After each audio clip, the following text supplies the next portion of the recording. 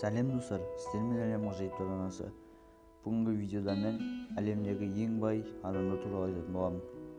Бірінші орында әлемдегі ең бай бизнесменнің бірі Америка құрама штаттарының азаматы. Forbes тізімі басында Amazon интернет сауда компаниясының басшысы Джефф Безос тұр.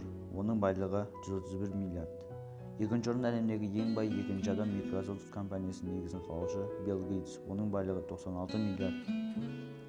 Үшінші орында тұрған Berkshire Hathaway конгломератының басшысы Уоррен Баффеттің капиталы 82,5 миллиард доллар.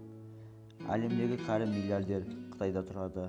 Pakistan International Lines компаниясының иесі жасы 100-ге келген Чан Южиннің байлығы 2,2 миллиард доллар. Бесінші орында L'Oreal косметикалық компаниясының мирасқа қалған французы Бетанкур Майерс әлемдегі ең бай әйел 49,3 миллиард долларға бағаланған. Бүгінгі видео ұнаса лайк басыңыз және арнаға жазылып қоңырау басыңыз. Сау болыңыздар достар, келесі кездескенше.